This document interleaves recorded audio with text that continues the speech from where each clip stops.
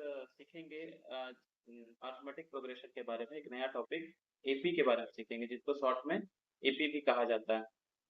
तो हम लोग को पता है कि बहुत तरह का सीरीज होता है, ठीक है।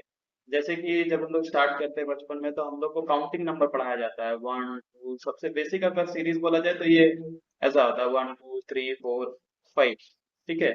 इसके बाद अगर थोड़ा पढ़ते हैं हम, तो वो टेबल सिखाया जाता है, 4 6 8 10। तो सबसे पहले एपी पढ़ने से पहले हम लोग को ये पता होना चाहिए कि एक्चुअली सीरीज क्या होता है।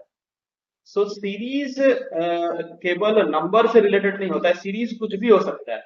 सीरीज आपका जैसे कि सीरीज हम बना रहे हैं, पिक्चोरियल सीरीज भी हो सकता है कि एक स्क्वायर है, फिर एक सर्कल बना है, फिर एक हम रेक्टेंगल बना दिए, उसके बाद फिर से स्क्वायर बना दिए, उसके बाद पूछे आगे क्या ये होगा, आगे पैटर्न क्या होगा, ठीक है। ये भी एक तरह का सीरीज है, ठीक है।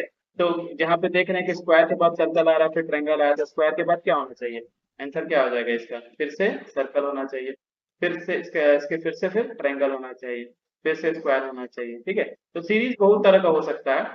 नंबर से रिलेटेड अगर बात करें, तो नंबर से रिलेटेड 3 इम्पोर्टेंट, ऐसे तो सीरीज और भी होता है, पर सीरीज जिसको पढ़ते हैं एक्चुअली मैथ्स में, तो वो 3 होता है, 3 वैरायटी का सीरीज हम लोग जनरली पढ़ते हैं।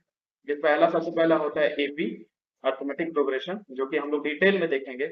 उसके बाद होता है जीपी, ज्योमेट्रिक प्रोग्रेशन, और थर्ड होता है एचपी, हार्मोनिक प्रोग्रेशन, ठीक है।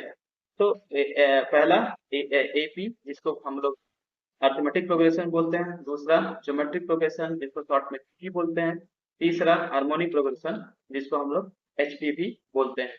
अब इसमें अलग अलग पैटर्न होता है। अभी अगर इसमें ज्यादा डिटेल में नहीं जाएंगे, पर आज की क्लास में हम लोग देखेंगे कि एपी क्या होता है। एपी क्या होता है, तो एपी जिसको हम लोग अरिथमेटिक प्रोग्रेशन भी बोलते हैं, इसमें मेजर चीज जो होता है, उसमें कॉमन डिफरेंस होना चाहिए, ठीक है। कॉमन डिफरेंस होना चाहिए, मतलब कि जब वो सीरीज बढ़ रहा है, तो एक दूसरे से कॉमन डिफरेंस होना चाहिए। जैसे 1 2 3 4 जो हम एग्जाम्पल लिए थे, अगर इसमें देखिए तो एक कितना बढ़ा, 1 से +1 किए तब 2 आएगा, 2 में +1 करेंगे तब 3 आएगा, 3 में +1 करेंगे तब 4 आएगा।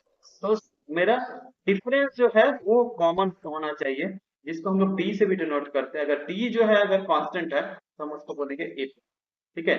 अब इसमें आपका अगर बोले 2 4 6 8, इसको अगर बोले तो 2 में +2 ऐड करेंगे तो 4 आएगा, 4 में +2 ऐड करेंगे तो 6 आएगा, 6 में +2 ऐड करेंगे तो 8 आएगा। तो इसको क्या, एक कांस्टेंट नंबर से बढ़ रहा है, इसीलिए इसको बोलते हैं एपी। अब ये डिफरेंस क्यों बोल रहे हैं, तो डिफरेंस इसीलिए बोल रहे हैं कि हम लोग क्या करते हैं, last term minus first term, मतलब डी का फॉर्मूला होता है आपका A2 - A1। A2 मतलब हो गया सेकेंड टर्म, A1 मतलब हो गया फर्स्ट टर्म।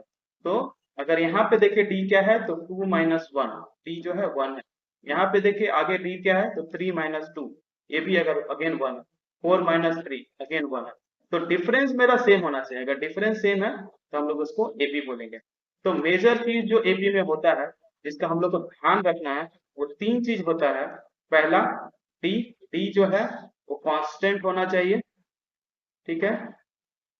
उसके बाद आपका इसमें वर्ड यूज होता है ए होता है, तो कॉमन टर्मिनोलॉजी यूज होता है, जिसको हम लोग फर्स्ट टर्म बोलते हैं। कोई भी एपी का पहला टर्म, फर्स्ट टर्म, ठीक है।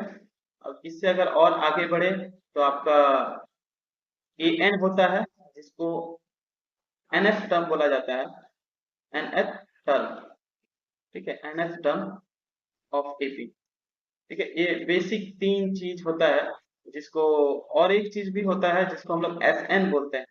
एस एन मतलब sum of M N F, sum of N term, not N F term, sum of N term, ठीक है। तो ये बेसिकली पोजीशन बताता है, और ये पोजीशन में काउंट बताता है कि sum of 3 term, sum of 4 term, तो ये यहाँ पे काउंट का वर्ड का यूज होता है, ठीक है। अभी हम लोग डिटेल में नेक्स्ट क्लास में देखेंगे कि एपी में और क्या क्या चीजें होती है, क्या क्या फॉर्मूलाज लगते हैं एपी में, ठीक है। That's it for today's class, thanks for watching, bye.